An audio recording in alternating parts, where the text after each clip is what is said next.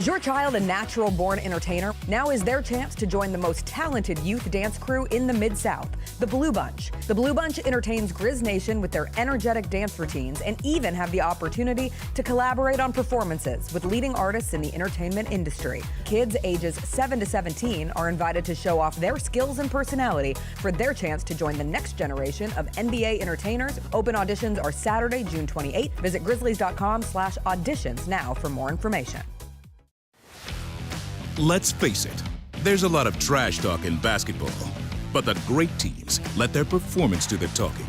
Like Ford F-150 with Pro Power on board, a class-exclusive industry-first feature that turns your truck into a mobile generator and leaves the competition speechless. Ford F-150, official truck of the Grizzlies. Greatness starts here at your Mid-South Ford dealer. Class is full-size pickups under 8,500 pounds, GVWR.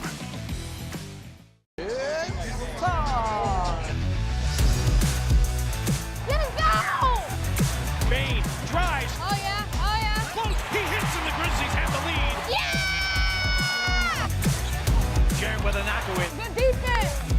Durant attacking, spinning, hanging, and hitting. There's no doubt. Let's go.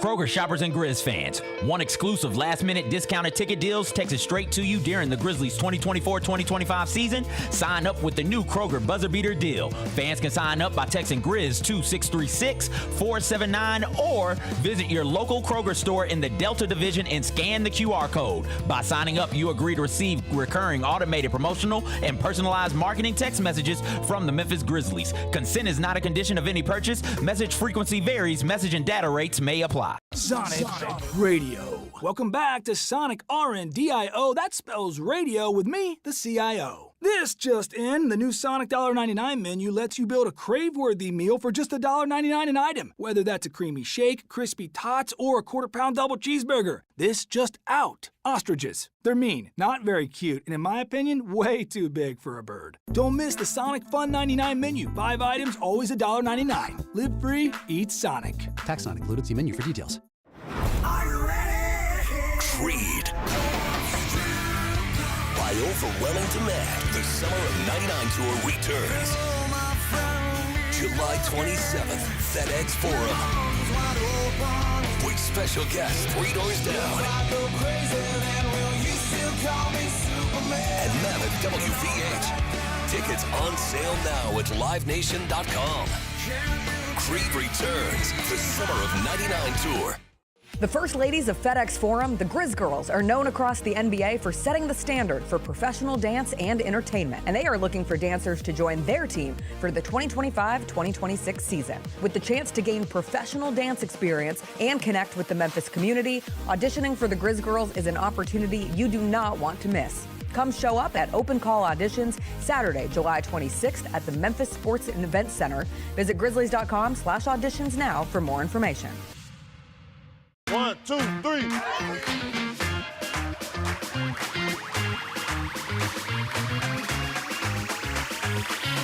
Ready, go.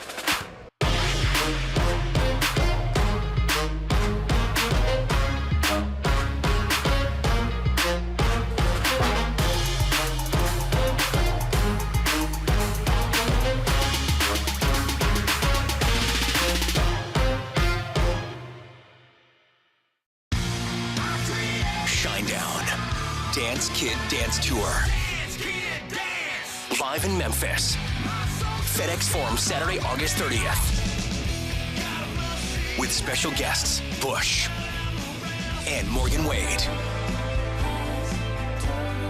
Get tickets now at livenation.com. Shinedown, live in concert. For more, visit shinedown.com. This week, we're going to run down the hits and the misses from WrestleMania 41. The main event, NXT title on the line, Obafemi versus Trick Williams versus Javon Evans. One of the greatest triple threat matches I've ever seen in my life. I'm shocked. And it made history because it's the first time there's 3 black men highlighting an NXT pay-per-view. Okay. That was dope, too. Tune in to Grind City Wrestling Weekly on the Grind City Media app and on the Grind City Media YouTube channel. Live from downtown Memphis, this is the Chris Vernon Show on YouTube at Grind City Media and the official Grind City Media app. Now, here's your host, Chris Vernon.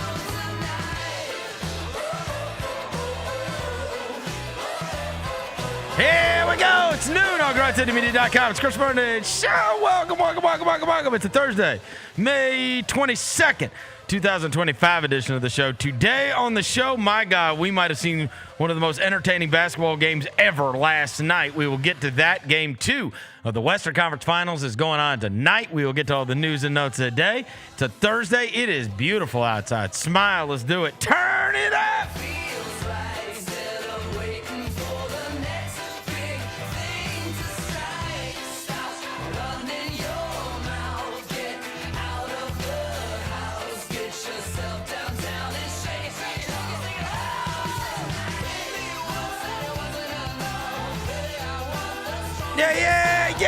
Yeah. Hope everybody's having a good day. All right, ton of stuff to get to on the show today, not the least of which was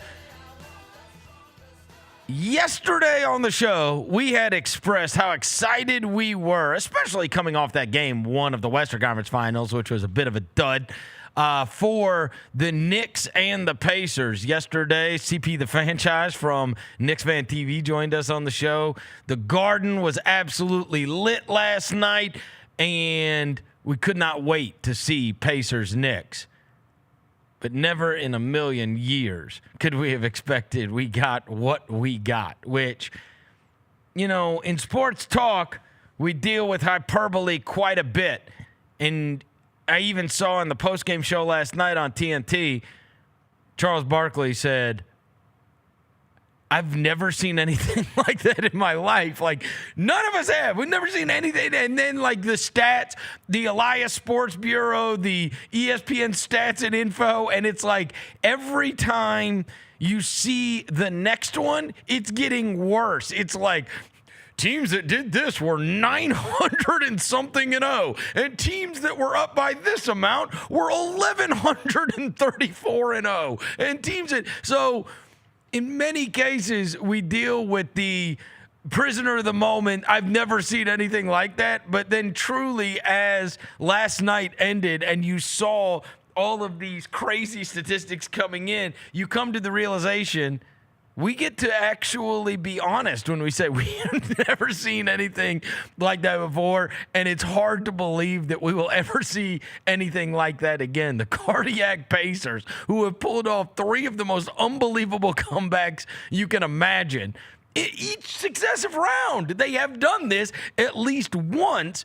I had told you a few weeks ago, I'll go back and find the stat where it was like, teams don't win when they're down by 7 with a minute left to go, and they had done it twice. already in these playoffs, and last night they even won up themselves. What a night. And we will go through everything that took place in Knicks Pacers, and we'll get to everything else that's going on. Before I get to anything, I welcome John Roser to the show. John Roser, a.k.a. the Cologne Ranger, the Body Spray Bandit, Senior Sec, Johnny Backpole, Johnny Bearcat, Luke Rim Roser, John Asparagus, Johnny Netcorp, John Lance. He's Yogi Roser. Hello, John. What up? Devin Walker's here. He is the microphone manglers in North Quasadilla, Mr. Math, Navajo Jones, the reporter, the photographer, he's Walker 93. What the helly? What the Haliburton? What the helly Pacers? I mean, what the helly? Yes, sirs. No. Yes, sirs. No. I saw you post that last night, and I knew it was only to get on Devin's nerves. No. You lucky I didn't see it. Absolutely. You lucky that didn't get to my timeline, yes, bro. sirs. Only to get to Devin's nerves. That did not make it to my. Did you post that last night? That didn't make it to my timeline, Roser. Don't you I knew it. It's there. Huh? I just saw it. I see it now. Hashtag yes, sirs. You and that 280p Rick Carlisle gif. Yeah. We gotta get you some updated gifs, Roser. Whatever they offer on X, on the X platform. On X. The What X the Haliburton? platform. Roser, do you know who sings that song?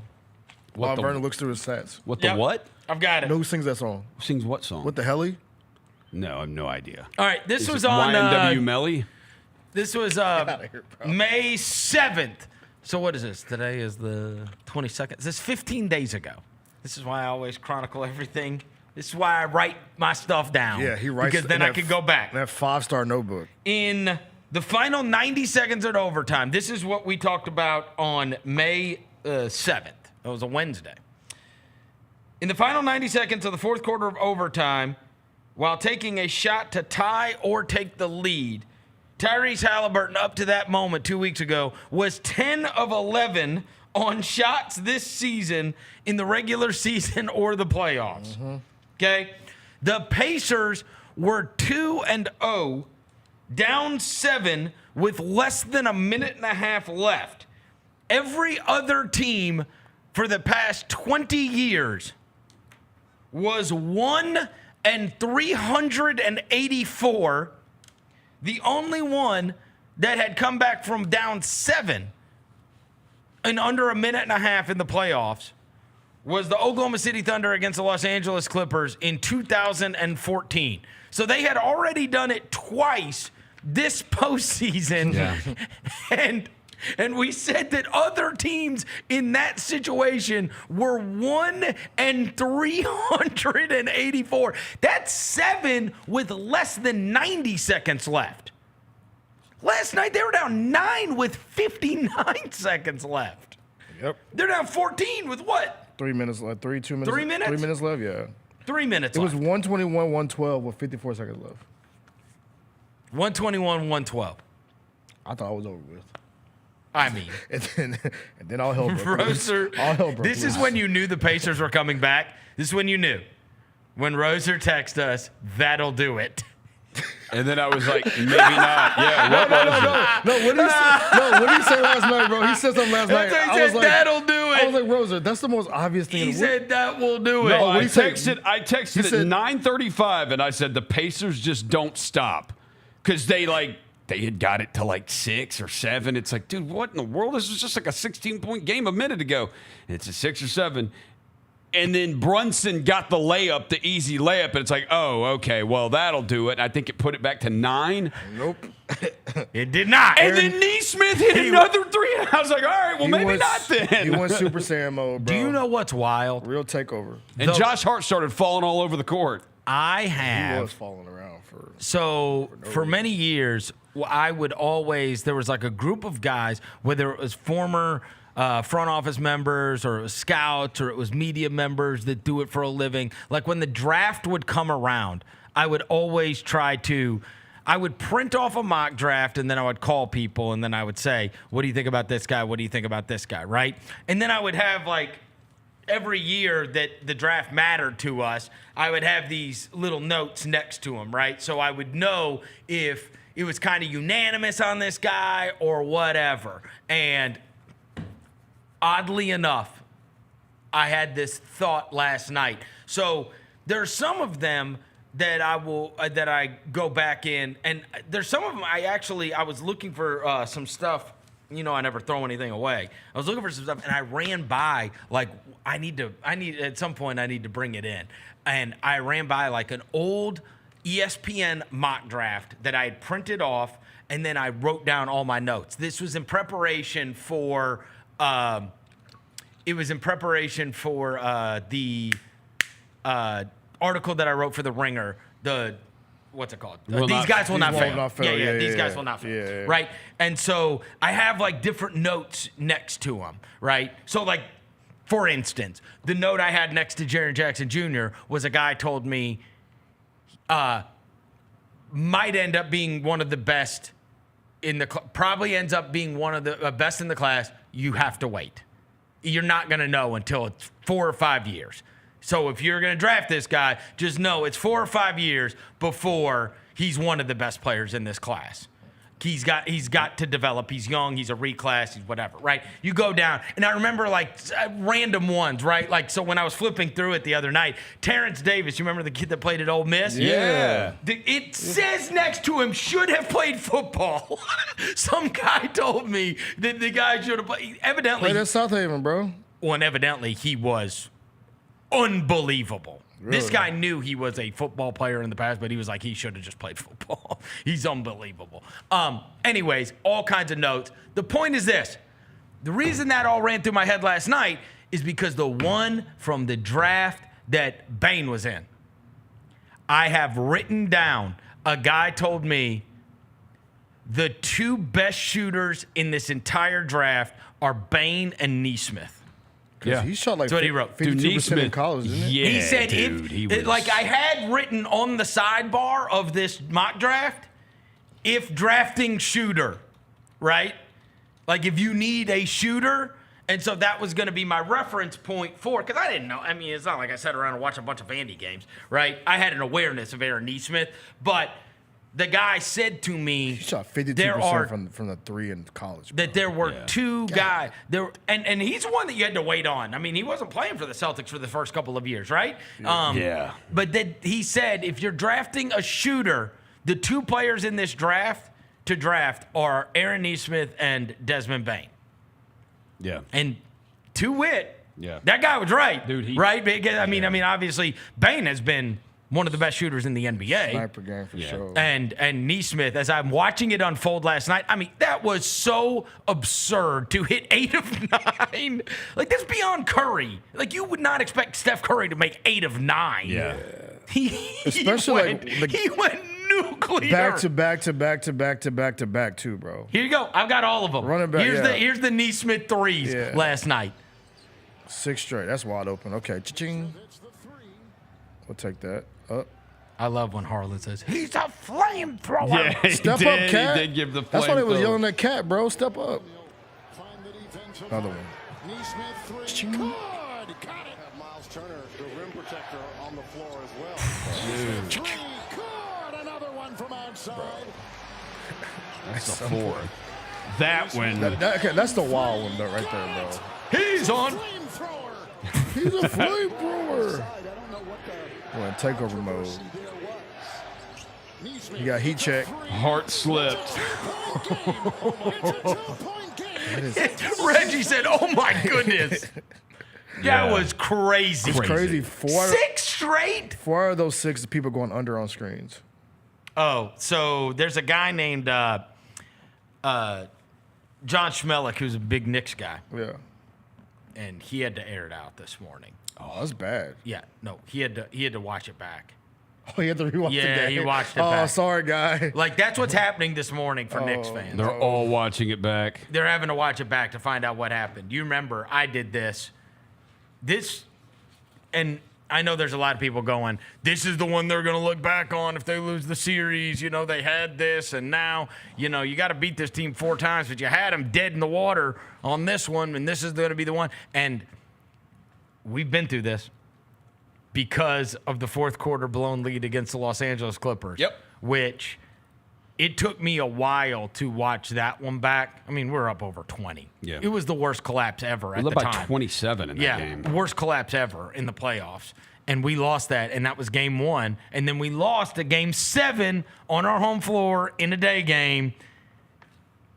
And it's crazy because this is what's wild about that. And hopefully this is not what happens to the Knicks, because I don't wish this upon anyone. That's 12, right? That's 2012.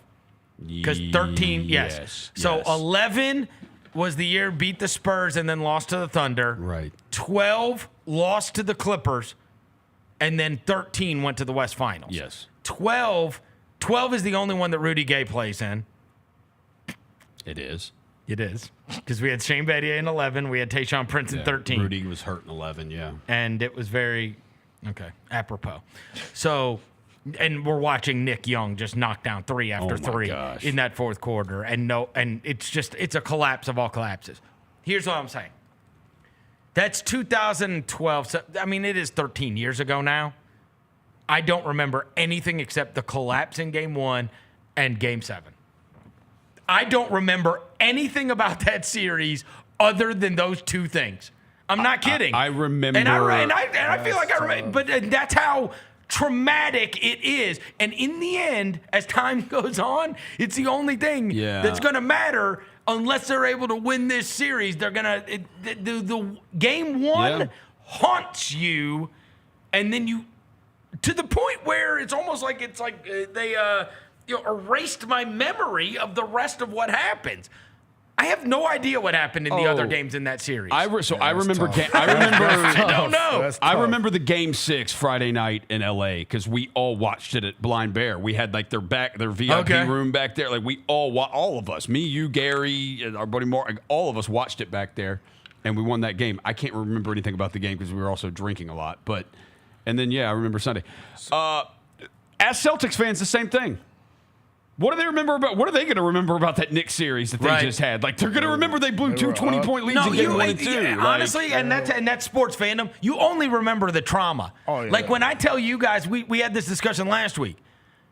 I remember LeBron going to overtime and then LeBron scoring on Tillman. Yep. Right. Yeah. And I remember Dylan Brooks shooting us out of game 4 and us losing by 3. And I remember 7 because of Wiggins and Looney. But like most of them, like as a series goes on, you just don't remember most of the moments that happen in those unless they're like traumatic. Or like Ja's game winner against Minnesota, the Beasley dunk and the Beasley dunk. You remember that? Like there's stuff like but that. We came back from in game 3 in Minnesota. Dude, we came back from like a big deficit. Tyus Jones 3, Tyus and BC. But I don't remember a ton from that game. Really, no, like I don't. No, it was so weird how they came back. It has to stand out like crazy, and obviously this one stands out like crazy. So anyway, back to what I was saying about this John Schmeling. He has what was the original characters on Twitter? 144? 144. Something like that? I think it was 144 originally, right? Yeah. Oh, bro. Oh, he fired off? No. He wrote an article. Beyond. On the timeline? Like 2,000 words. On the you can write dude. People start writing articles on Twitter. It's wild. Bro. Hey, I'm just going to read you the beginning of it. And he goes, I rewatched the final 6 minutes in overtime. This is the last I'm going to speak on the Knicks. And then he writes down every single thing that happened and starts it with, the offense was not the problem. The Knicks scored 9 points in the final 3 minutes, 17 points in the final 6:30, and 35 in the fourth quarter. The defense was egregious. Any way you separate the final 6 minutes, 33 points for Indiana in the final 7:24. 20 in the final 2:40. That's insane. 20 points in 2 minutes and 40 seconds is ridiculous. Tip your cap to Indiana for their shooting, but the Knicks still should have held on to win. And then he went through every 3 and then decided who were the culprits for all of these. Cat and I was going under, I was OG like, this going is under. He at one point He writes, he goes, I went through all of the threes that Indiana hit, and there were multiple culprits. On the first 2 Nesmith threes, Towns was way too far back on screens. Towns also failed to secure a defensive rebound, which led to a second 3. The next one was Haliburton. It's a deep pull-up. Bridges could have been tighter to force a drive given the score and time, but this was a very tough shot. Nesmith's next one comes off a catch and shoot off a Hart rotation on a pick and roll, not played well by Brunson and Bridges. Again, given the score, allow the drive. Do not leave the three-point shooter. Give the layup up. Not a 3, but Hart commits a foolish foul on Siakam on the baseline to put him at the line for 2. Completely unnecessary. Siakam was contained on the sidelines. Even with all that, they're up 9 with 59 seconds left. He says, then OG Anunoby plays perhaps the worst 60 seconds of basketball I have ever seen. I agree. Hey, you had your girl courtside, bro. You can't do that with the stink in the arena. He says on 2 straight plays, he doesn't switch or step up on high screens and instead hanging out well below the three-point line, allowing 2 rather easy Nesmith threes. Egregious from the guy that's supposed to be the team's best defender. OG bobbles an easily caught bounce pass from Brunson on the baseline that leads to a turnover. Should Brunson have made the pass or kept it and tried to dribble the clock out? I see the argument both ways. If he keeps the ball, he could have been trapped under the hoop and turned it over. It was such an easy pass for a layup, but ultimately I trust Brunson to get to the line and make 2 free throws and the game's over. Hart slips to allow another Nesmith 3. Bad luck here. Hart was playing it right and closed out hard. He just slipped. And then he says, then you have the missed free throws from both Towns and OG. Haliburton's miracle bounce, where he might have double dribbled, it says. I don't know. I didn't see. And then he goes through OT, and it just gets even more. Yeah, I mean, it gets more egregious as it goes on. And I mean, nobody thought they thought they were winning that game when it went to overtime. Who, the Knicks or the Pacers? Like the Knicks. Oh, we no never chance. thought that. Bro, Once they that game went to sucked OT, the life it's like, balls out of MSG, bro. All right, when that ball went up and went down, it was sucked the life out. So you know they had Haliburton mic'd up. He was mic'd up. He was mic'd up for this? Yeah, check it out. I've got it. Let's go. This is last night.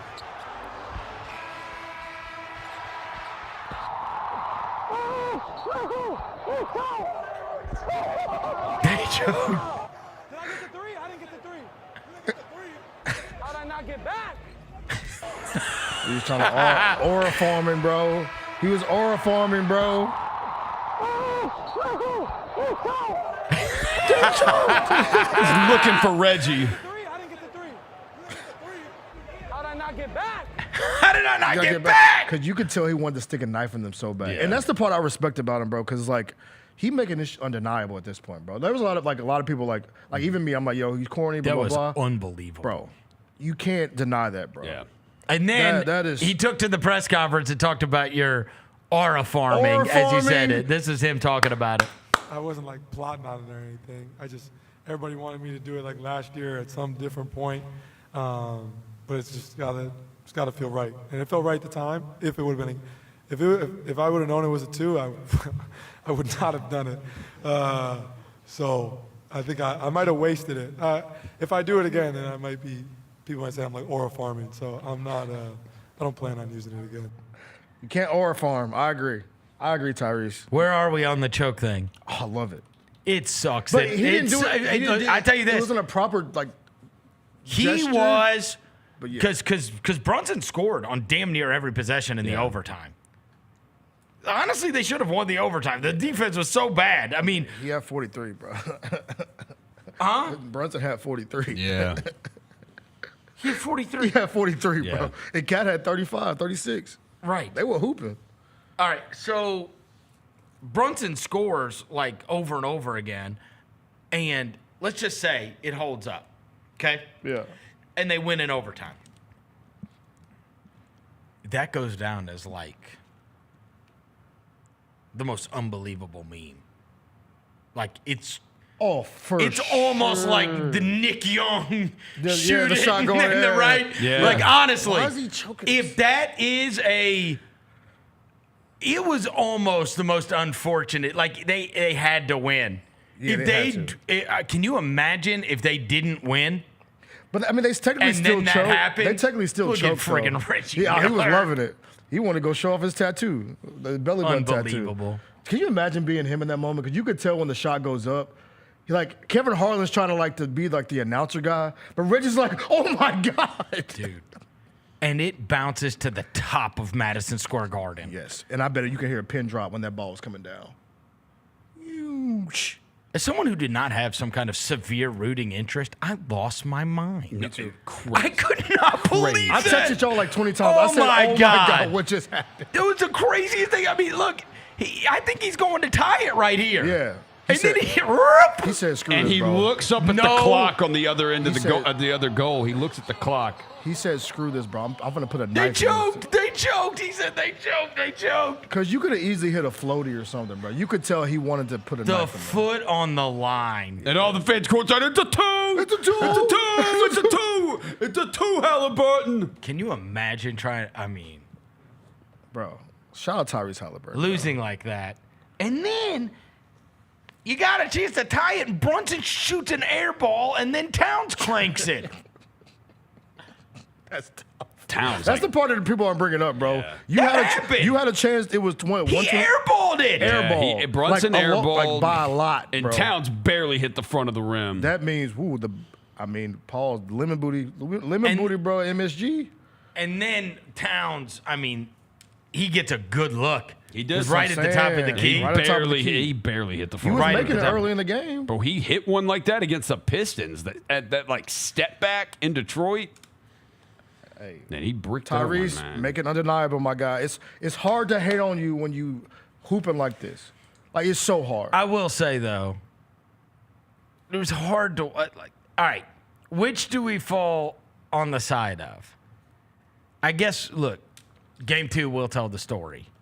You certainly expect the Knicks to mash them in game 2. That's what you would expect, right? I mean, I don't. We've talked about the whole accomplishing what we came to accomplish, and that's the way sometimes these things go. Bro, they were mangling them. They were up 16 in that game.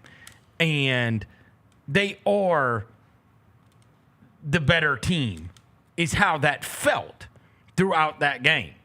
And then you have, I think if you're the Knicks, I don't think you're doing, I don't honestly think that they're nearly as woe is me as everybody talking about it and talking about how they should be woe is me and whatever. And I think that's probably because they are a totally veteran-laden team. I think they're looking at it probably and kicking themselves for sure. But also, as someone who's been around like veteran teams, they're a lot more. I've been around the young teams get shattered by that, by something like that happening to them. Yeah, for sure. The older teams, they're sitting around saying, if you're going to count on miracles, then yeah, count on miracles. But you're not. That's a 1 in a million. Truly, it's 1 in a million. You're never making those shots again. It's a perfect storm, and that's why we lost. And the next time, we won't leave it to chance. Yeah. I think that's what they're saying, honestly. Oh, yeah, that's what they're saying. I mean, I think you can. There's part of this. It's so insane. Oh, it's ridiculous. That you, right? I think there's levels to it. When something is so crazy, you're able to compartmentalize and say, oh, we did that to ourselves. We missed the free throws. We didn't close out. We didn't. On the other hand, this guy just went 8 of 9 from 3. Like, all of this stuff is like 1 in a million shot that happened. And the next time, we won't leave that to chance. We saw what, we felt it. We know what they are. They know what we are. And the next time, we're not leaving this to chance. We're not letting go of the rope at all. We're not losing any kind of focus. Yeah. But that was also the luckiest ish that's ever happened in the world. I think that's what you're saying if you're them. Yeah. I don't, you might not necessarily agree. Yeah, but because that's almost this freaking team's MO. I don't know how they do this. It's the pressure. It's 3 times. It's the pressure, bro. If you watch into that game, bro, down the stretch, I don't know what it is about the Pacers, but teams can't get the ball in bounds. Yeah. Like you saw Brunson even like Brunson's throwing the ball. How about when he tried to throw it off of them It's from the corner. Almost turned it over like bounced to the So middle of the lucky. court, but there was nobody It's- there except OG. It's something about the Pacers down the stretch when they apply the pressure. It makes teams like fluster. I think what happened. And you know, I told you that quote, the old Gordon Chiesa, where it's like the regular season's about analytics, the playoffs are about toughness. And I was thinking about that last night because you would not look at them and go, this is some kind of overwhelmingly physically tough team. But god dang, if they aren't mentally tough. Yeah. God. That's what I'm saying, bro. Because I mean,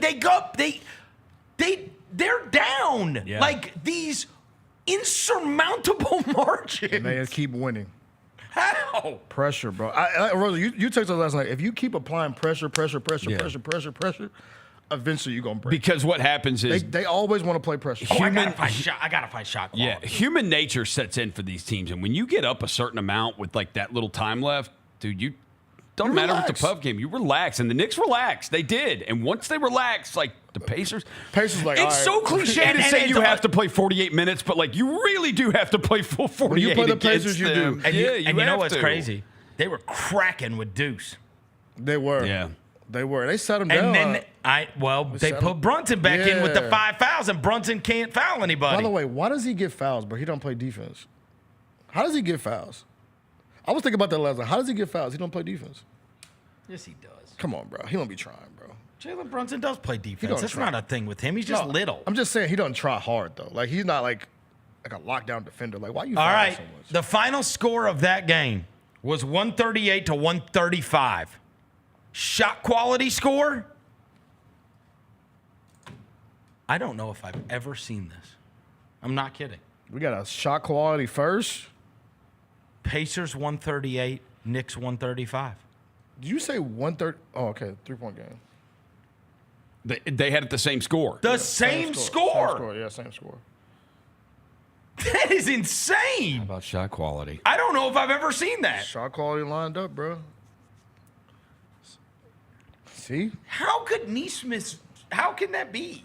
He was surely he was supposed to score way less points. I mean, than he if did. he's a high clip 3-point shooter shooting wide open threes though.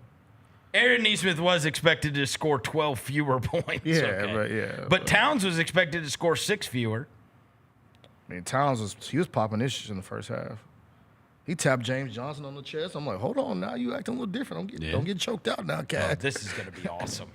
This is going to be an awesome series. Oh, give me seven games, bro. So fun to watch. That was so entertaining. Is unbelievable. And the refs let them play too, bro. Yes. So like the first half was it was real Rucker Park, get up and down, a little physicality. Like, bro, it was amazing basketball. Take note, I tell you this: the Knicks need to slow that game down, though. They do. They were running too much. That's not the way. No. That's not. Look, you're playing. That's what they want to do. Yeah. They want to play an all-star game. Yeah, they want to run right. up and down. They're fine with this. This is where they dwell. The Knicks are going to have to play a little more defense in that, and it looked like that. Honestly, I thought in the second half, I was like, you know what? They started to play this. They started to play some real defense, right? Like the Indiana was scoring, but they weren't getting any stops. Yeah. And then that's what changed. The New York Knicks, they kept on scoring, but now I'm getting stops. Like they obviously cranked it up a notch defensively. And then the last 3 minutes happened. It's like, what the hell? What? Yeah. What? I thought you were onto something. Like you kept scoring and they stopped scoring. And then Aaron Nesmith. And then Aaron Nesmith. Even Obi Toppin, when he caught the jump off the side, like I bet for him playing in this series got to be like the best thing ever, bro. The team that drafted me, I'm getting it back in blood. Like, you know what I'm saying? Like, he hooped last night too. I don't know he was that good. I thought he was just an athlete. Who? Toppin? Obi Toppin. He's been playing well, man. Well, that's revenge. That's what I'm saying. Get it back in blood, man. Them Pacers can He hoop, got man. fouled on that last dunk, too. Oh, he did. Mikal Bridges? Yeah, Mikal Bridges definitely fouled him. Yes. To your point, they weren't calling anything. Which we love. Let them play basketball. Yeah, because Let the pros play Haliburton probably had an and one as well. On his drive that he went to the basket, I know that they're going to say straight up and down, whatever. But I'm just saying they let a ton of contact go. Yes. In that game, That's the way it should be. I hope that that's the case when it comes to Oklahoma City and Minnesota. Like you've either got to do it one way or the other, right? Where it's like we're calling everything, or we're just going to allow guys to clutch, grab, and bump and play through it. Play through it. Play through it. It's the playoffs, bro. But those teams were playing so fast. I mean, they were just flying. That's It was like it whiplash is. basketball, New bro. York, It was wide open basketball. and New York can't sustain that. Huh? I don't think New York can sustain that over the 7 games. They did a decent job, like, because usually they play, what, like 7 guys maybe? Like last night, I think Cam. Deuce played 25 minutes. Cam played. Well, there was that whole segment. Campaign hits the 3. Then they come down, and then Toppin throws it 100 miles an hour off the back of the rim on that streaking dunk. And then they came down to the other end, throw it to Towns in the corner, and Towns hits that 3. Fading away in the corner, and then they took a timeout. That was like 14. That's when I thought the game was over. Honestly. I was like, oh, well. Pack it up. Pack it up. Do you think they'll get? You think they'll get Ty Roser? You think the fatigue is gonna set in? I think it very well could set in if they're going to keep playing fast with him, because the Pacers have multiple. Pacers got like 4 guys off their bench that can play 10 to 15 minutes. The Knicks They were playing Ben Shepherd last night. Bro, they played him in the Cavs series. Last night. Like they played him in the Bucks series. Like Carlisle throws him out there in the first half for like 7 minutes. Just let him get some run. And Brunson was doing this. Yeah. But they know, like, as it goes on, we keep up this pace. That Knicks team plays 7. They're really going to go to 7 eventually. And the Pacers team can play more guys, and that pace is going to wear on them and wear on them and wear on them. No pun intended. They did, though, man. They were grabbing every there was a segment of that game where they were getting stops and grabbing. Robinson was in there just like grabbing every rebound. It's like, geez, man, this is problematic for the Pacers. Then, like you said, Deuce was making plays. Like I said, Deuce played 25 minutes last night.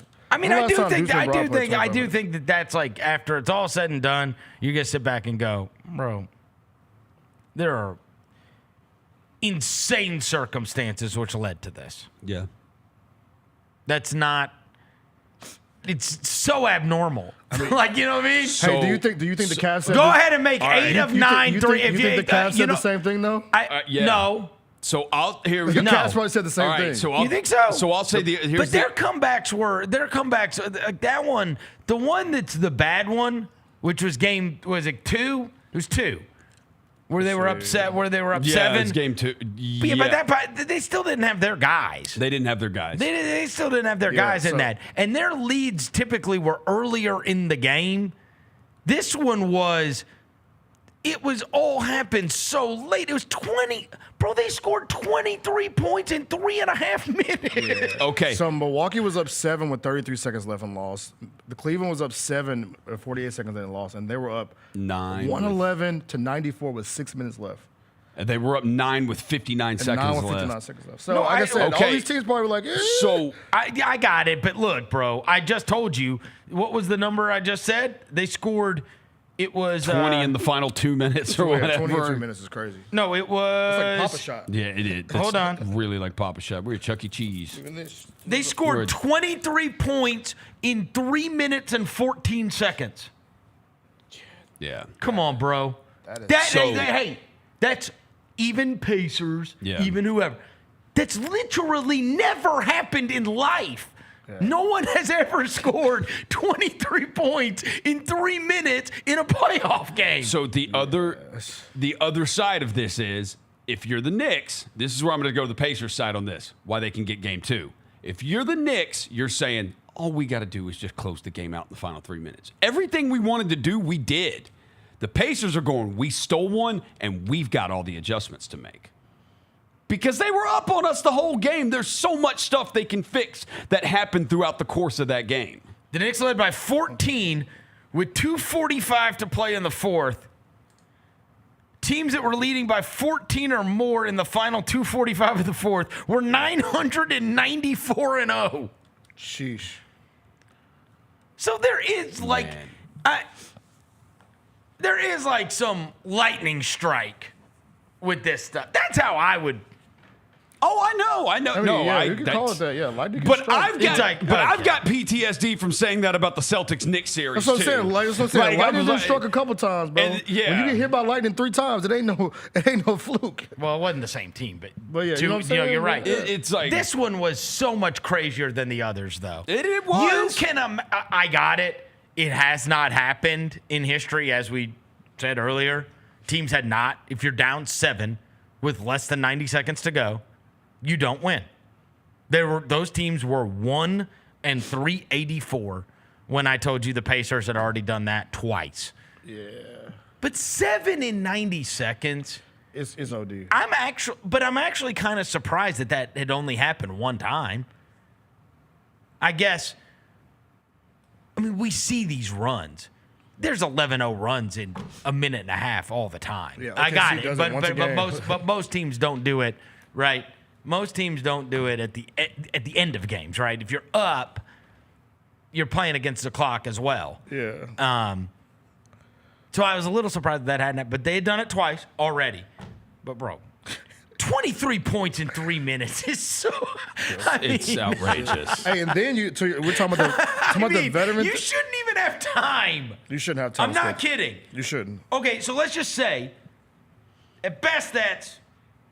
I mean, geez, if you 7 threes and a 2, right? Yeah. For 23 points. That's a lot of points, boy. I mean, so at minimum, you got to get 8 possessions. It's a 24-second shot. Again, you shouldn't have the time. You shouldn't have the time to pull this off. Yeah. It has to be a catastrophe. Speaking of total catastrophe. Yeah. Speaking of catastrophe, we talked about like being a veteran-led team, like the Knicks. You see OG and Cat get into it on the bench? No. Jalen, I'll send you the video. Play it. What? OG and Cat got into it? They got into it on the bench. I sent it to our great production department. Were they arguing who's gonna? I mean, you might be the worst at this. Yeah. You send it to somebody, and then 10 seconds later, you tell Jalen to pull it up. Jalen just said in my headset, "I'm going to fight him." Wait, let's see, Cat and OG. Are they arguing about look. who's going to go under the screen better? Yeah. Who's not going to step out? Jalen Brunson's like, bro, chill out. Look, they're all fighting each other. Oh, bro. wow. They're all on Cat's head. Wait, Mikal Bridges is just chilling there, though.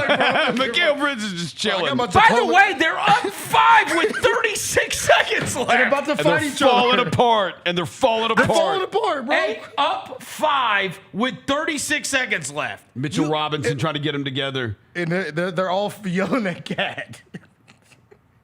And Mikal's like, bro, I got Chipotle on the way, bro. Can y'all just wrap this shit up, bro? Like, I'm just here, bro. I tried to step up. I told him. I told him to switch. Why? I told him to switch, Jalen. How much money is Chipotle spending on NBA players? Are you NBA seeing this? players. Dude, do you see this? Oh, come on. Josh Hart tweets about him all the time. Ant tweets about him all the time. It's like Chipotle partner. And it's like these. Can we get a Chipotle deal? I'm serious. That honey NBA chicken is players fire, by the love way. Chipotle. I keep seeing. I'm like Chipotle when they're signing up NBA guys. Can they sign us up? Huh? Can they sign us up? Maybe. Because, I mean, I eat the honey chicken once a week. You know what I'm saying? Oh, the honey chicken bowl was woo. That honey chicken is really good. So good. Really good. I might do that today. It's got a little spice to it too. Yeah, man. It's a little spicy. I like it. Yeah, let's become Chipotle partners, like Anthony Edwards and Josh Hart. We're basically the same. Pretty much the same thing. They said that's after the OG missed free throw. That's when they were all fighting each other. And then Cat again. If he makes the free throw, worse, they're up 3. When he missed that free throw, I swear to God, I thought they were losing. Mm-hmm. Didn't you? Yep. That means when he missed that free throw, because that's 2. That means that I thought it was going to be a Nesmith 3. No, I thought I would Haliburton. But I never thought like he made the shot bouncing off the back high up in the air and then falling. I thought he was just going to drill it. Because Carlo didn't call a timeout. Hey, so what was the guy talking about where it says the Haliburton thing might have been a double dribble or something? I didn't even. Can you run the last Haliburton one where he goes streaking down towards the basket? This is the whole step back thing. It is weird how he runs backwards to the line. I mean, hey, let's see this. No, he doesn't double. No, it looks like Bridges tapped the ball. Hold on, I got a slow-mo, Jalen. He doesn't double. Jalen, check the chat. He doesn't. I sent you a slow-mo version of it. He doesn't double, does he? Hold on. You think he might? Hold on. That's funny because there's McKeel didn't hit the ball. Play the slow-mo version I just sent you. Oh, wow. I just put you the slow. Does he pick up the ball? He kind of hits him and he drops it. Like, you'll see it. Look, watch him. Okay. Watch him. McKeel does not hit the ball. Watch right here. Oh. Bro, that's a double dribble, dog. Oh. That's a double dribble. Oh, boy. Imagine if that's in the last 2-minute report. That's a double dribble. That's all right. I honestly don't know the answer to this. If the game goes to overtime, is the last 2-minute report the last 2 minutes of the overtime, or is it the last 2 minutes of regulation still? Wouldn't it be both, I think? What? Huh. That'd be the last 4 minutes. Well, I know they just would do the last 2 minutes of regulation and then all of overtime. So they do 7. Oh, they do? I would guess. No, is that a double dribble? I really don't know the rules on that. If you think it's a double dribble, you could tell he tried to foul him too, though. He tried to do a wraparound, the John Roser foul. But is it? You consider it a double dribble? Let me see. He tried to wrap around. He beat him off the dribble. Let me see if I can foul. Yep. In the NBA, if a game goes to I overtime, really don't know. That's close, He's boy. got both hands on it. That's close. It is bro. close. I didn't even realize that had happened because of the angle we keep seeing is the other angle. Yeah, that's the slow-mo version from the NBA. They posted that version. Yeah, the Are last people underneath it all saying double dribble? the last 2 minutes of regulation and the overtime period are both included in officiating Yep, reports. people saying double it goes to dribble. overtime. Somebody said I thought it was a double dribble at first too, but Bridges definitely smacks it hella fast. Call it a double dribble, call it traveling. Double dribble and foul miss, it was trash. So if you watch, I can't tell. You can't tell whether or not Bridges hit it, but I don't think it's a terrible non-call. Honestly, in the heat of the, it's a dope moment, bro. It's so close. It's close. It's not. It's whatever. And in fast motion, Dude, no. whatever. Hey, in fast motion, you can't even tell. I never. No. Nobody as their. When you gotta do the super slow mo phantom cam. You gotta get the old camera from 1985. Don't let the NBA get ideas that they need to try to add that to reviews. Bro, you see let's Stan not Van, do that. Stan Van Gundy complaining about them taking forever to review it? Thank God. He was like, bro, they've been standing there for 5 minutes. Continue bro. it. Can you come on? That means he's gonna end up on a sideline like his brother. Yep. That's what Jeff did. Dude, that game. That's what Jeff did. Did you see how long He the game? bitches about the officials and the reviews, and they're like, "What are we doing?" And the flagrant and whatever.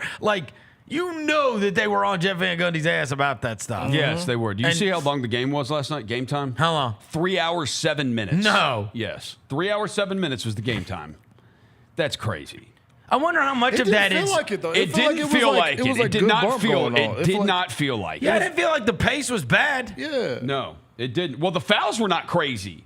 No, there were only what took 47 it so fouls long? in the game. There The were only reviews? 47 fouls. What made it There were take a so long? lot of free throws. A lot of free throws. The reviews do take a long time. 68 free throws. Well, and in fairness, it went to overtime. Yeah. So that's what I'm saying. There are only 47 fouls in 53 minutes. how long does overtime take? I mean, took what, 5 minute quarter? 5 minutes? no, I'm saying in real time though. Yeah, so You're real probably time, adding make it 25 minutes. 25, 30 minutes, yeah. Right. Real time. Let's see. You got the How many real time minutes does that take? It takes a long time. Overtime was 17 minutes. 17? 17 minutes. They played that fast then. So that means it was 2 hours and 50 minutes for regulation. Yeah. I look. It did not feel that way. Okay. So I know you bitch about this all the time. I do. Even more than anyone. I do. I literally tweeted out, I never want this to end. Right. Me either. I said, give me 7 games of this, bro. No, that particular game, I was like, please let this be a 3 overtime. Yeah, right. It was amazing. Let it keep going. Yeah. I want to just keep watching them. Because they were just. And that crowd was amazing. Yeah. And then they were in stunned disbelief. Oh. Pin drop, boy. How's your guy? I bet Jacoby wants to fight Tyrese Haliburton. He wants to fight him right I now. left him alone. And then I sent him a text this morning. You sent him this? No. Oh, you're a better friend than I me. sent one word. Bruh. And he sent one word back. Unsubscribe. Then he did say to me, where was it? Right before we went on the air today. Where is it? My man Jacoby. Where is it? He did text me back after that. He said, I rewatched. Great game. Now the emotion is removed. I feel much better. And I just said that was an all-timer. That is one that if it's on NBA TV, I will watch it back. No, for real. I would watch that back. Yes. Years later. Yes. We always talk about how, as I said at the very beginning of the show, you could become prisoners of the moment on this stuff. That was so freakishly awesome. It's amazing. That it's like, we'll never forget that. Yeah. Aaron Nesmith makes $11 million a year. I wanted to vomit everywhere this morning when I saw that. Yeah. What a signing. Jesus. You got that guy on $11 million for the next 2 years. And it turns out I went and looked at his stats over his season because he was not great in Boston. No. And then they traded him. When they traded him to Indiana gave him minutes and he started producing. Wow. They just gave him minutes. He's a hooper. They started giving him 25, 26 minutes and he started Celtics drafted him. What do you know? I'm also going to say this. He's got the hair like you do. Yeah. I think it adds at least. I mean, I don't even know how I could. You remember how we used to always say the guys at the Braves, like the Ken Farieds or whatever, right? Yeah. We would joke that there's some guys that they grow it out to make it look like they're playing harder or whatever because it seemed to be the Damari Carrolls and the Kenneth Farieds and the what? Yeah. They would grow out their Jay hair Crowder, whatever. Jay Crowder, shout out my guy. I will say this: Nesmith, you view him go back and look at his first couple of year photos. This is a way cooler version of Aaron Nesmith. I don't feel like it comes off the same way if he's clean cut like that. What? He did. I think he's added to himself. He did have the little buzz. He had the Duke starting 5 at first. Yes. He had the Duke starting 5. Yeah, like the Thomas Hill, Grant Hill. Yeah. He had the Marvin Bagley. This adds so much to him. It makes you look when you got the Braves to the back. You play a little bit harder. I'm telling you, bro. You know who else looks cooler with it? Jalen Brunson, he's a little thin. You know who else looks cooler with it? Who? When I came in here yesterday, I ran into our boy Jalen Wells. Oh, he looks cooler with it. My boy Saucy with the Braves. Let him go long. Hey. The Nesmith thing, I feel like it adds to it. I do. I think the braids help because the clean cut Aaron Nesmith, it doesn't feel the same. Nah, you got a little edge when you got some twist, bro. You know I think what I'm it adds saying? it. Do you feel like you have had an edge since you got him? I think so. Look at me. Look how great my hair looks. Jalen, shout out to you. I actually saw an old picture of us the other day. Oh, I look like a bro. Yeah. Bro, come on, bro. Don't do that to me, bro. You look soft. I do look soft, bro. You do. I ain't gonna hold you. I probably saw that same photo. I look like a. You look soft and Weenie Hut Jr. for sure. And now I feel like you look like you're to be trifled with, and that's how I feel about Aaron Nesmith. I wouldn't say you were like real clean cut and whatever. I had the Kobe. Kobe for sure. The one guard, the Kobe. I think you look way cooler. Yeah, I think I do too. That's why I grew my hair out. And Aaron Nesmith looks way cooler. I just don't. You know what I mean? If Aaron Nesmith looked like Ben Shepherd, it doesn't feel the same way. I mean, also because Ben Shepherd got that freaky mustache, but that don't help either. By the way, you see this mustache, bro? Why is it got to be freaky? You see his mustache, bro? You see his mustache? Google Ben Shepherd. Ben Shepherd looks like your neighbor. No, anybody's. I'm saying anybody's. Bringing some sugar. Just anybody's neighbor. By the way, does look wild. Huh? He does, bro. Yeah, he looks like somebody's neighbor. He's got some caterpillars too That's up what here, I'm saying. man. He looks crazy. These things are. By the way, crawling. if you notice this in the NBA, a lot of guys don't have the low cut no more. Think about this. Name a player that got the low cut. See, it's hard. The old school one guard fade joint. That's out. It's a hair error, bro. That's out. No, come on, bro. Jalen got jokes. Jalen, I will come find you, bro. Jalen, come on, bro. Who's had a better glow up? Hey, Jalen. Or Aaron Nesmith? Hey, Jalen. I thought you was my dog, man. Side by side with Aaron Nesmith. See, he didn't like my hair joke. I like them blue pants too. Them just retired. Hey, that was my first day out. That was my T Grizzly year. This looks like an Old Navy ad. Hey, Jalen. He didn't appreciate my hair joke. It's all good. You're my dog, but relax. Who had a better glow up? I think I had a great glow up. Look at I think so too. You and Aaron Nesmith. Yeah, I look great. Two peas in a pod. You'll never see me put a polo on. Not no blue pants. My hair's growing out. Those blue pants, bro. I got earrings. My earrings are glistening. Like, bro, look. That's crazy. That's the way it goes, man. Jalen, I'm gonna come find you, bro. I know where you work, dog. I know where you work, Jalen.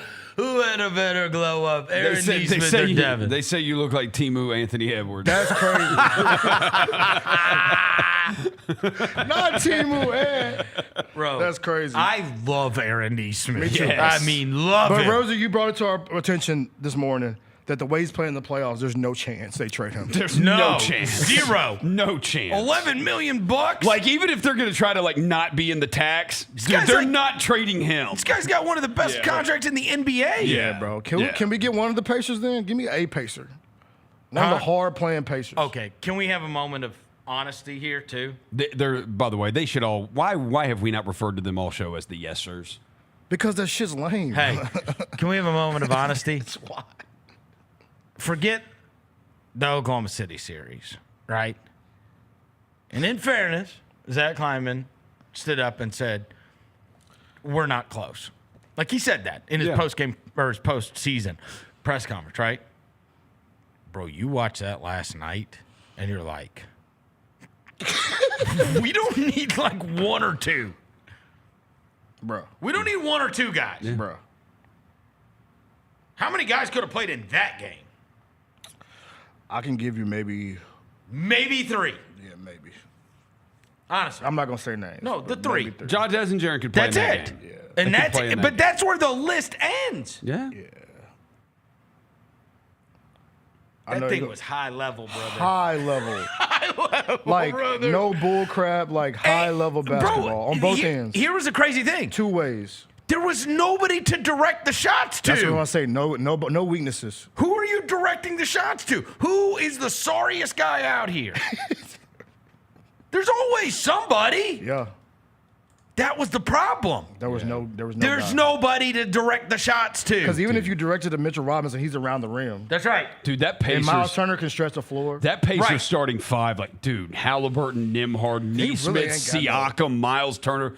That is a freaking awesome starting when 5. You're trying to sell out on. So what, at the beginning, those shots were going. They were like, all right, Towns is going to shoot threes and Turner's going to shoot threes. And these guys are just bow, bow, bow. Then it was OG. Then it was OG, and OG was bop, bop. I was like, oh, okay. Well, what are you going to do? And that was the crazy thing as you're watching it. Like, you watch the West, and there are guys that you feel more comfortable directing it to. Yeah. In that series. There's more specialists You in the do. West, yeah. You feel like, okay, here's what they're putting out on the court, and here's where I want these shots to go. I can sell out on your star. Yeah, for sure. That's the thing. They don't have a star, you know what I mean? Like, if when Indiana starts selling out, like, they didn't sell out on Brunson. That's why he had 43. He was walking And they didn't sell out on Halliburton. Yeah. And he had what? 30-something? He had 31. 31 and 11. They didn't sell out because you can't sell out in the same way that, right? Like, Minnesota's trying to make SGAC 2 all the time, maybe 3. And Oklahoma City's making Ant. This isn't straight up. Like, we're making you see 2 every time. Bro, Jaden McDaniels, go ahead. Yep. Dante, go ahead. Naz Reid, go ahead. If we lose to you, we lose to you. That's the problem. It's like he's throwing it to OG Anunoby, Mikal Bridges, and Cat. Knocking him right down. He's throwing it to Nesmith, Nimhard, and Siakam. Yeah. You can't sell out on the star in the same way because the others are too good. Yeah. And I told you that yesterday going into it, it was one of the things I monitored, and he ended up, even in the overtime game, he ended up short. You know, I mentioned that stat about Anunoby. They're 28-10 if he gets to 20.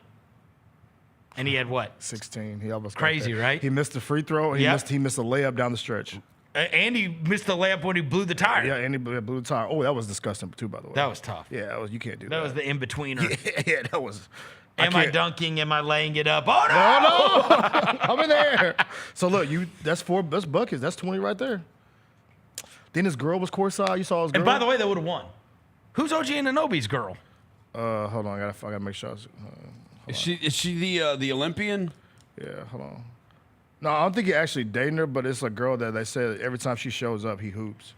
Suni Lee. Suni Lee, yeah. Every time she shows up, he hoops, bro. Because apparently OG said something about her one time. What is she? An Olympian? Yeah, she's like 2-time gold medal winner. Yeah, every time she shows From up. where? She's an American? No, is she? No, she's not. She's an American? Yeah. Oh, okay. She is an American. Yeah, Okay. every time she shows up. What does she compete in? Gymnastics. No, I don't know her.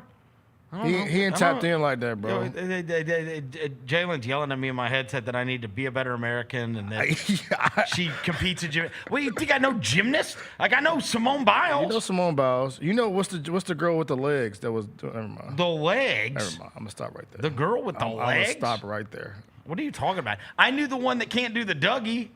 Oh, that's Gabby Douglas. The worst Dougie ever. That was I know so her. trash. I know Simone Biles. I know Mary Lou Retton. That's like 3 people. Carrie bro. Strug. She's 1984. Michaela Maroney, Allie Raceman. Oh, that whole that. It's team. Allie Raceman who I'm talking about. Allie Raceman. She with has legs. the legs. Yeah. Who is Suni Lee? What's she do? Gymnastics. Oh, dude. I know. Yeah, Hey, like I know don't Livy. ask me I know specifics. Livy Dunn. She's a gymnast. That's crazy. You know Livy Dunn. Definitely know her. But you don't know her because she's a gymnast, bro. Oh yeah, I'm a big gymnast guy. Big gymnast. She went to big fan of gymnasts. She the balance beam and the vault. Oh, shut up. What it says. I got it, but I mean, who cares? Jalen's back there like, how do you not know that? Yeah. How do you not know that? Sorry. She's a vaulter. Balance beam with the ball. Who cares? I mean, She got a lot of she got name another vaulter. Shut up. Okay. Breaking news. We got breaking news. What we got? Oh, it's all defensive teams are announced, bro. All right, let's take a quick break and we'll come back. And we'll do it on the other side. Chris Vernon Show. Talk a little bit about Jalen Wells. Jalen Wells, man, he finished third in the balloting for NBA Rookie of the Year. He's going to be back. He's going to play in Summer League, and maybe he'll shoot some left-handed jumpers out there. Hey, Grizzlies fans, be sure to tune in to Grizbeat, where the panel and I break down all things Grizzlies and take a look at the rest of the NBA as well. The show is live every Wednesday, 2 p.m. on YouTube at Grind City Media and the official Grind City Media app. Shinedown. Dance Kid Dance Tour. Live in Memphis. FedEx Forum Saturday, August 30th. With special guests, Bush and Morgan Wade. Get tickets now at livenation.com. Shinedown, live in concert. For more, visit shinedown.com. 1, 2, 3.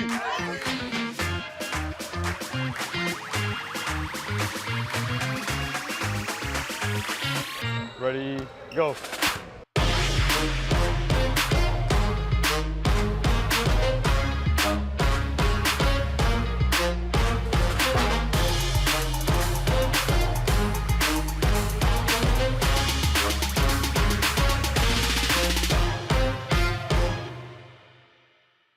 You've seen the Grizz line jamming on the court and rocking out on Beale Street, and this is your chance to join the best drum line in the NBA. Grizz line entertains Grizz Nation at home games and events in the Mid-South through their impressive techniques and energetic shows. If you have experience in drumming and marching and love entertaining, Grizz line is the perfect opportunity for you to combine percussion and performance. Open auditions are Saturday, August 9th at FedEx Forum. Sign up today by visiting grizzlies.com/auditions. Creed. By overwhelming demand, the Summer of '99 tour returns. July 27th, FedEx Forum. With special guests 3 doors down. And Mammoth WVH. Tickets on sale now at livenation.com. Creed returns, the Summer of '99 tour. Catch us if you can at Southland Casino Hotel and win your share of up to $1.8 million in free play and prizes. Join us for drawings every Saturday in May, June, and July. Each month, over 900 winners will take home free play or drive off in a new car or motorcycle. Be there for all 6 grand finale drawings and try to catch us if you can, only at Southland Casino Hotel. Must be 21 up. Play responsibly. For help quitting, call 800-522-4700.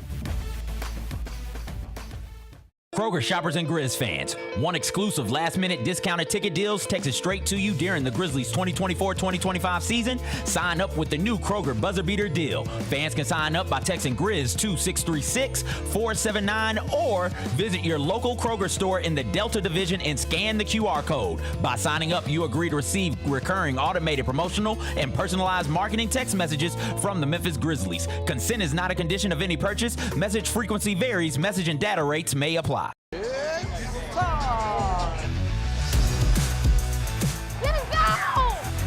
Bain tries. Oh, yeah. Oh, yeah. Close. He hits and the Grizzlies have the lead. Yeah! Jaren with a knockaway. Good defense. Durant attacking, spinning, hanging, and hitting. That's no shot. Let's go.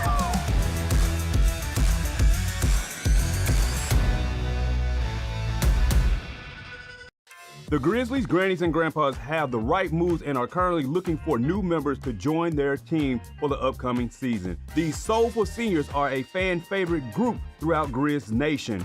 You do not have to be a grandparent, but you must be at least 50 years old with personality, rhythm, and passion for performing. If that sounds like you, then we want to see you on Sunday, June 29th. Visit grizzlies.com/auditions for more information. Have you always dreamed of entertaining on the biggest stage in Memphis? The Claw Crew is looking for members to join their team for the 2025-2026 season. Claw Crew members are hardworking, high-energy entertainers who assist Grizzlies home games by hyping up the crowd and much more. Not only do they support the Grizzlies at home games, but also promote in Memphis and across the Mid-South. Open auditions are Saturday, August 9th at FedEx Forum. Visit grizzlies.com/auditions for more information and to register today. Welcome back to the Chris Vernon Show on YouTube at Grind City Media and the official Grind City Media app. Now, back to your host, Chris On one morning Vernon. bright and clear, my old folks and I drew near, just a village down in sunny Tennessee. I'd been speeding on that train that would bring me back again to that girl I left in sunny Tennessee. I could hear those voices singing as she bid farewell to me. Far across the fields of cotton, my old homestead I could see. As the moon rose in its glory, then I told Oh, boy. my saddest story. People are not going to be excited about this in Minnesota because it became a thing during the Denver series.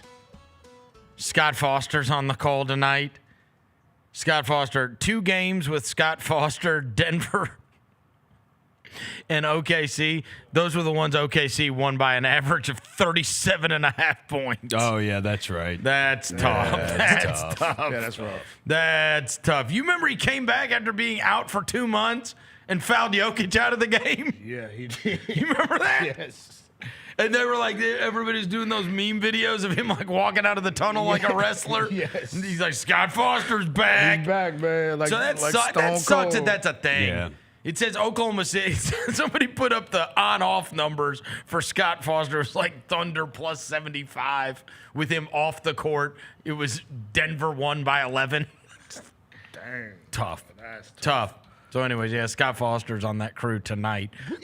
We got news, Vernon. Okay, hold on. Before you get to the news, I just want to give you some other news. Also regarding tonight's game, Western Conference Finals, I was like, what the heck did Anthony Edwards do?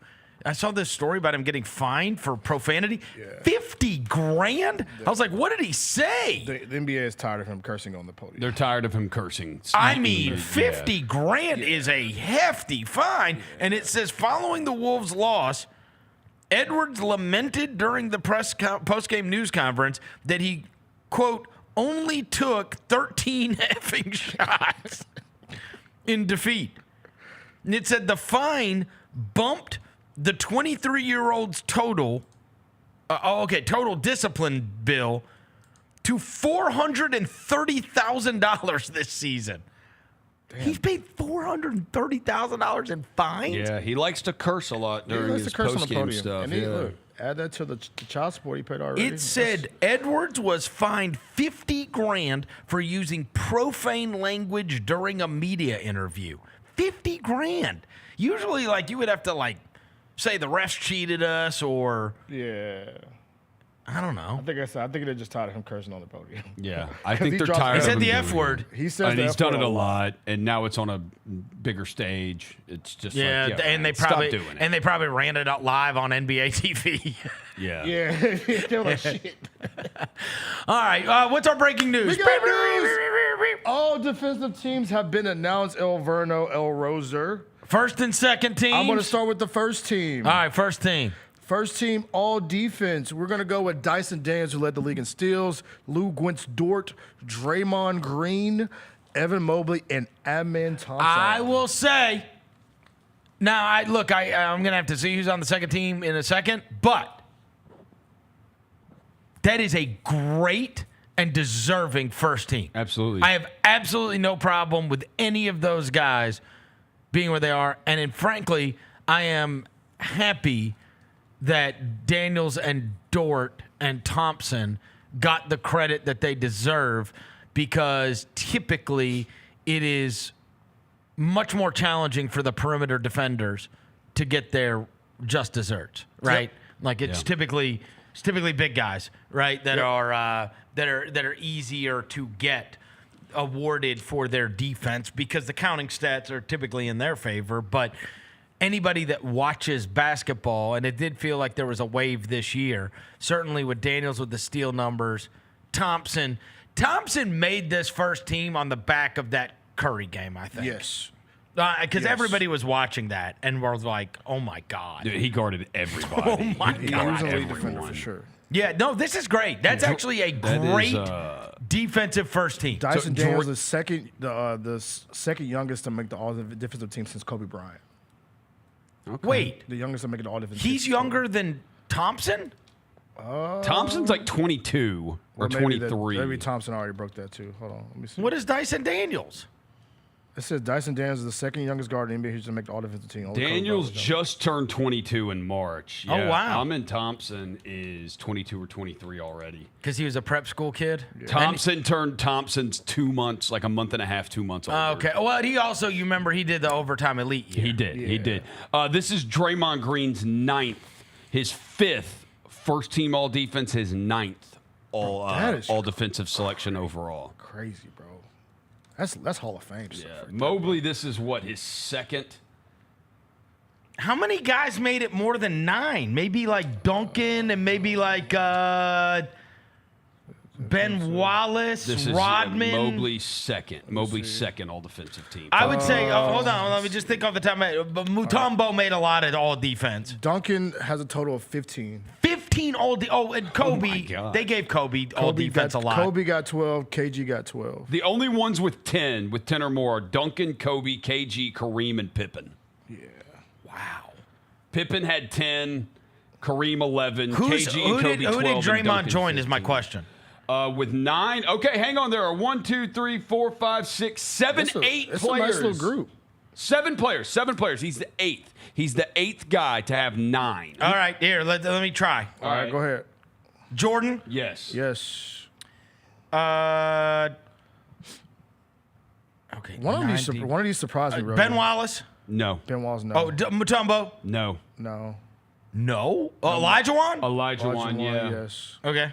Okay, how many perimeter guys am I dealing with, and how many bigs am I dealing with? All right, so for perimeter guys, I will tell you this. One of them's a shocker for me.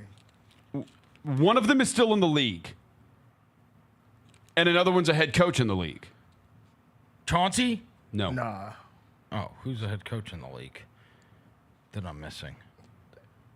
Not Ime. I think his game slept on, bro. Huh? His game is slept on. Like, this next generation doesn't realize how awesome cold he was. He was so awesome. He was so this cold. is you and I watching this guy. I remember like, watching him too. When he was awesome. Was with VC and Richard Jefferson. He was a problem. Yeah. Oh, Kidd? Yeah, Jason Kidd. Kidd. Jason Kidd. Kidd. Jason Kidd was so good. Who else made 9? The Alvin Robertson. No. Mookie Blaylock. No. So two of these guys they might be dead. Dead? One of them had an amazing nickname. One of them had an amazing nickname. The defensive nickname. Yeah. Had a signature shoe. Yeah, one of these guys is Come on, bro. The Amazing Worm? nickname. The Worm? Oh, Rodman? Is Rodman? No, Rodman's not on the 8. list? No. He had 8? He had 8. Oh, one of these guys is still alive. Yeah. Amazing nickname, had a signature shoe. His nickname is defense, basically. Yeah. Come on, bro. Go ahead, tell me. Who is Gary Payton, the glove. Oh. Gary Payton. Gary Payton. I honestly, you know where you threw me off with that? Was the shoe. You gotta see it. I got it, but nobody wore them. Yeah, People, nobody. No, they didn't. People trying to bring back the gloves. He bro. should. No, if you wanted to give him the hint, you should say we were alive when that happened. Okay, that's like saying, yeah, dude. Nobody. Come on. Yeah, dude. I don't remember anybody wearing. Hey, man, nobody. There was never a line for the gloves. No, nobody wore. And the I gloves. like Gary Never seen Payton, on the show. but that's not a signature shoe guy. When I think about signature shoes, I don't think Gary Payton. One of these guys That's where you threw me on. his Terrible name hit. is. That is a terrible hit. It's a terrible hit. You should have said this guy carries his jersey around with him Yeah. everywhere. That would have been That's a good one, too. That He would carries have his been a jersey, better hit. a signed jersey of himself around. Signed with him. jersey of himself around. One of these guys is part of one of the most famous calls in NBA history. One of the most famous calls. like radio calls, TV calls. Like, it's one of the most famous ones. He's an older player. He's dead. But it's one of the most famous. He's dead? Rest in peace. Is he? Yeah. Okay. And he's the one who made the bucket. Oh, Dennis Johnson? Dennis Johnson. And there's a steal by Bird. Yeah, you got Dennis Johnson. So you got Duncan, you got You Brian, won't you got get KG. Bobby Jones, so Yeah, I'm you giving won't you get Bobby You Jones. get Bobby The other Jones. one, the last one. I thought that was a golfer. Yeah, right. Sounds like a is. restaurant in the The Deep last South. one is still in the league. He's still in the league. Yeah, he's Still in the league. bro. Western Conference or Eastern Conference? West. Western Conference. Does he still play? In our division. In our division, And bro. played every game this season. In our division. Played in every game this year. In our division, dog. He's in our division. He played in every game this season. We've hated him for 15 plus years. I literally was on Jimmy Kimmel talking about how much I hate him. Tony Allen once kicked him in the face. He's been all defense 9 times. 9 times. Chris Paul? Chris Paul, 7-time first team, 2-time second team. Yeah. Chris Paul. I had no That idea. dude is like, he is 40 years old. That is and not what I played- think of when I think about Chris Paul. All Yeah. defensive teams, not me. 9 all defense? Me either, bro. To be honest. Did you ever think of Chris No. Paul as a lockdown? No. This is what I know him as a he got a pesky lot of defender. steals. A lot of steals. Yeah, I think of him as annoying, but Yeah. not like He's pesky, So- not like a sit down and lock you up type. This Like is the just glove. like I don't think of him like Drew Holiday impactful. Yeah. Right? Drew Holiday, like, there were years where Drew Holiday just wrecked your offense. Yeah. Like, truly Yeah. wrecked your offense. You just can't score on the guy. Yeah. Right? So Like, Chris, if you were John Morant, you're never worried about it. There's always these big, intimidating, fast twitch, Long pause. fast twitch. Yeah. The Right? I last think of these time- guys that like they move faster than you, Yeah. and they jump higher than I you, think he and just they play- like. he plays defense hard. You know what I'm saying? And he's smart, and I don't know. That feels like a reputation. He gave him probably 3 extra of those. I'm not kidding. kind of like Kobe, the Kobe stuff. Yeah. Just once you make it, He you has just keep making it. I would say he has not made it. His last time he made all-defensive team, it was first team all-defense, and it was 2017. All right, give me a second team. All right, second team. Hey, got two let me say for Chris Well, Paul. dang it, Jalen, put the damn thing up. What? It's a Grizzly. Tumani Kimura, Rudy Gobert, Jalen Williams, Ivica Zubac, and our guy, Jaren Jackson Jr. The man Okay, himself. I'm gonna be honest with the you. only defender on the Memphis Grizzlies. I'm gonna be honest with you. So you trying to call him? I'm gonna be honest with you. When I just saw that graphic, my immediate reaction was, "Where is Caruso? Yes. Is it not enough games? Let me see. How many did he miss? He might have missed too many games. He was out for a good portion of time. He might not have hit 65. Did he miss 17? He played 54 games this year. He couldn't do it. Yeah. So that was my immediate reaction looking at that, is seeing a different Oklahoma City guy. Not that Jalen Williams is not fantastic. Just Caruso is. If Caruso would have played the games. And obviously that's what we've been talking about for 3 straight rounds is like, bro, you can't. When I talk about impactful defenders, I am glad to see Kamara to get his rewarded, even though he's on like a subpar team. Because Wemby would have been on there too if he would have played enough games. Absolutely. And then and Zubac, who was outstanding this year as a defender. Yeah. Right? Caruso, if he would have played the games, Caruso would have been on there and they would have 3 of them. Absolutely. Because that's how good their defense has been this year. I agree with you. I'm trying to think. I'm gonna try to call this man right now. See if you think he answers. I'd say for by the way, Chris Paul. I'm glad he made it. I'm glad. Hey, look, and I will say this. Are you surprised? Jaren? We just had the conversation. 1,000% surprised. Hey, we just had the conversation about reputation. Yeah. But that's the thing. We like, did. They still blow the whistle on him so much. No, I'm talking about in the voting. Oh, okay. I don't, but no, part of it is also like, I don't think he gets it if Wemby's there or if Caruso's there because it's positionless. But right? Isn't it positionless? All NBA's positionless, but is all defensive team positionless too? Zubac and Gobert both centers. Right. So it's positionless. So I do wonder if Wemby's there if he makes it. I want to ask you. And Caruso. Do you think because he has another all-defensive team on his resume, he gets a better whistle next year? I hope so. I hope so. This is Jaren's like 3rd or 4th all-defensive team. Let's try to call this man. There's no chance he answers the phone. He's at 3 or 4? He's probably asleep. I just texted him. He said he flamed the message. So let's see if he answers the phone. Oh, okay. Maybe he will. Let's see. We got to congratulate the guy. We got to congratulate you. Yeah, that's his 3rd all-defensive team. His first, second team. He's made 2 first teams. Let's see if he answers the phone. Who do you think had the most amount of blocks this year that did not?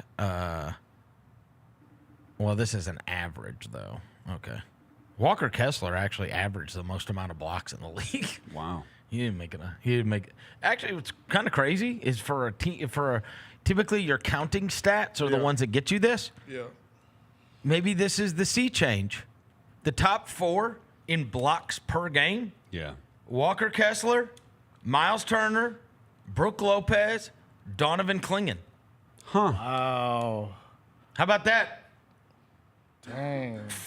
And tied for 4th was Evan Mobley, who was on first team. And then steals, number 1 is Dyson Daniels. Dyson Daniels averaged 3 steals a game. Yeah, no, it's the crazy. next guy, who do you think was 2nd in the league in steals? Don't look at anything. SGA. Average. SGA. Average per game. SGA. Nope. I would guess Caruso. Nope.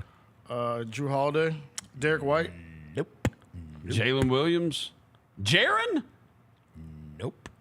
Okay, well, you will never. Do we consider this person a great defender? No, you don't. I don't. None of us do. Oh, we don't. Tyrese Haliburton. Let's say it's freaking T.J. McConnell or somebody then. Ankle biter. This is gonna blow your mind. Pascal Siakam. I tell you, this blows my mind looking at it. It's friggin' Jokic. Oh. He gets like a lot of 1.8 steals a game. A lot of little taps. All right. Little taps. Dyson, this is the list. It is wild. This is the list. Dyson Daniels, Nikola Jokic, tied with him for 2nd in steals per game. Kason Wallace, unsurprising. Yeah. Pitbull. Dude, amazing hands. Amazing hands. Looks way more aggressive with his dreads also. Hey, and then there's a tie for 4th, which is Shea and Chris Dunn. Chris Dunn was a great defender this year. Jumper broke as a mud, but again, hey, remember when we were talking about earlier if you wrap it back around to the whole Knicks Pacers and we're like how far we got to go? It's another one. Same way with Chris Dunn, same way with Isaac Okoro, same way with Ty Jerome and Max Strus and no, I'm saying everybody has these weak spots that you try to direct the shots to. Yeah, for sure. And you watch those teams last night and you're going, who the hell am I directing these shots to? You think it's a good option that I got Mikal Bridges hitting corner threes or OG going to the, you know what I'm saying? Yeah. They got so many good players. Yeah. And they got 7, right? And then Pacers got even more than that. But like you think about these other teams and it's like, bro, if you got Chris Dunn on your team, he's unplayable by the second half of that series. Yep. We're not letting him play. even Denver almost made Dort unplayable. And then he hit those three straight threes. Yeah. But he hadn't really done a lot since. Even those dudes like that, they don't attack closeouts either, though. If you short close on me, even those guys on the Pacers, Knicks can attack the rack. Yes. The dudes like Chris Dunn and Dort, and them, when they attack the rack, it's a wild dribble. Right. Like, you don't want them dribbling or nothing. No. So that's it's catch and shoot. It's catch and shoot. So yeah, that's interesting though. It is kind of crazy though. When that was one of the great things about watching last night. It's like, bro, who am I supposed to direct the shots to? Yeah. These other teams, you can still sell out on their stars. Yeah, because you can throw the ball to Gobert on a short roll. He don't know what to do. We'll live with the result. Yeah. That's what we want. Short roll Gobert is a scary sight, boy. Buddy. He doesn't know what to do with the basketball. Buddy. But hey, shout out to our guy, man. I hope tonight's game 2 is amazing. It better be. I'm hopeful. Minnesota, they got to bounce back, they're right? tough. Like, they're tough. They are tough. Yeah, they're tough. I mean, and I do think the same way I was talking about the Knicks, where they're going, bro, how many times are they going to do something like that? That's a miracle what happened to us. Yeah. I do think there's a sense where Minnesota's going, we're going to take less threes. Edwards going to take a bunch more shots. And we're never shooting that badly again. Like, I think I heard the number. It was like something like crazy. It was like 8 for 30 something on wide open threes. It's like, okay. Yeah. If you shoot that many, when you shoot like hell, it looks horrible. When you make them, it looks great, right? Yep. Like, it's the difference between making 10 and making 19. Yep. And honestly, 19 for 51 is not good. No. It's not like, it's fine. Yeah. He's still average. Hey, I expect Ant to attack the rack a lot more tonight. Like, you're going to see probably like the next first 4 possessions, he goes to the rim. It's going to be fun because Scott Foster this is going to be a fun one. Yeah. Do you What's the level of physicality that's allowed in this? Exactly. Because if they allow it, the thing is, that's the question though. If they allow the physicality, who is it benefit? Because the Thunder like to play physical too. That's right. Who is it? I do think it's like a push-pull kind of situation. I think that the defenders, it is more important for the defenders of the Timberwolves to stay out of foul trouble. Yes. Okay. So that's why I'm saying. Okay. You know what I'm saying? Yeah. If it's physical, if it's physical both ways, I'm saying. If they're gonna that's been people's gripe, is that Minnesota or opponents aren't allowed to be physical like they are. But if all's fair in love and war and we can all be physical, I do think that benefits Minnesota just because that means they're not getting whistled all the time. Sides. Yeah. They're not getting whistled all the time because what typically happens in these games is one team gets whistled. Yeah. You don't see Oklahoma City fouling guys out of games. Doesn't happen much. Yeah. Right? Yeah. And I got it. They're deep and whatever. But and by the way, enough with this cottage industry of people saying he's not actually a foul merchant. It drives me crazy, Roser. It drives me crazy. It's on video. Yes, we can see it. Yeah, we have This is video. not Actually, he averages the most drives to the basket. Nobody drives the ball more. So anybody that says he's a foul merchant, like, this ain't 1953. We can see it, bro. like the game was on TV, bro. The game was on TV. I got it. He does drive more than anybody. I can watch him. I can watch him drive, dip his shoulder, and then go. I can see that. Watch it. He play. Look, when we talk about foul merchant, I got it. Of course he gets fouled. Of course he drives more than everybody. He also, in many cases, plays for the foul. The object of the play I am making is to get fouled. It is what drove me crazy about James Harden. It's what drove me crazy about Trae Young. It's what drove me crazy about PJ Haggerty that played for Memphis. The goal of the play is to score. If I get fouled, I get fouled. The foul merchant thing is that I am playing with the intention of you fouling me. Yeah. I'm doing this I am getting my arm there so you foul me. I am doing this so that you foul me. My intention is for you to foul me. I'm not playing ball trying to score right here. I'm trying to get fouled here. If I score, cool, and one. Yeah, that's dope. I mean, you see it when he flies down. There's something. The funniest ones are when they don't call it. Yeah. When he flies and then they don't call it. Then he looks up like, yeah. Oh, where's the foul call? And it's obvious he's literally throwing it up at the rim. Yeah. to see if it goes in. Like, bro, we're watching it. We can see. Stop. We can see this. I know the numbers. I know he doesn't go to the line, more than a lot of people have in the past. I don't care about all of that. It's on video. You can watch the game and you can see. When we're not talking about the numbers, we're not talking about, yeah, I know he only went to the free throw line 9 times a game, and this whole free throw merchant stuff is bogus. We all have eyeballs. We're all hoops fans. We're watching it. Yeah. He's playing to try to get fouled. That's the point.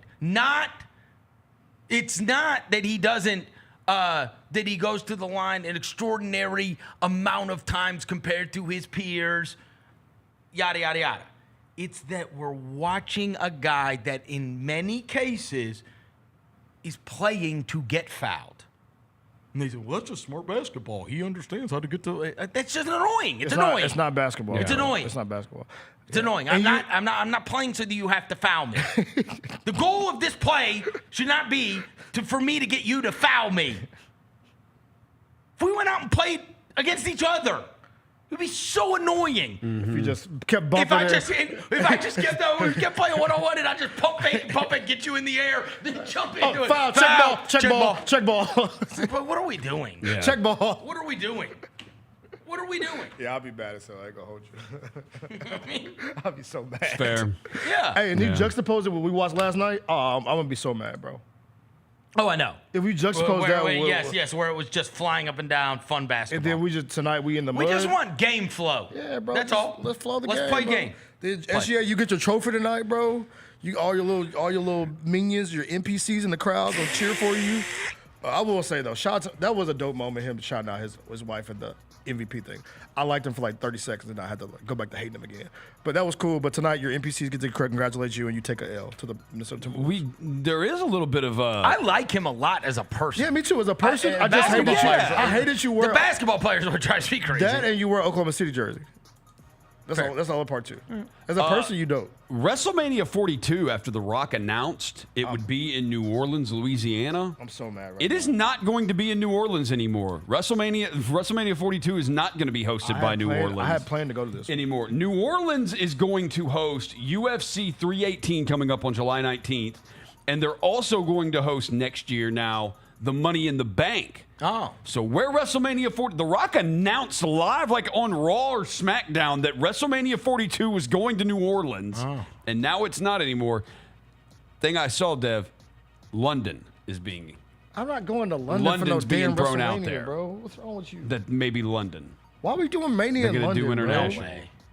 What are we doing? They're going to go We're international. losing the with plot. it. What would be funny is if they did it like in Abu Dhabi. That would not surprise me. geez. At this point, like, come on, bro. Like, Qatar. I want to go to Mania, bro. I need to check that off my list. I had this It'll one- be in Nashville once they get that stadium. That's true. I mean, seriously, I had it'll be this there. one- Yeah, they'll get quick. it. I had this one like on my list. I'm like, yo, I'm New going Orleans. to it. Yeah. Now it's canceled. All right. It's going to do it for today's show. Thanks to Devin Walker. Thanks to John Rose across the glass. Thanks to Jalen back in the studio. We will be back tomorrow. Until then, we're gone.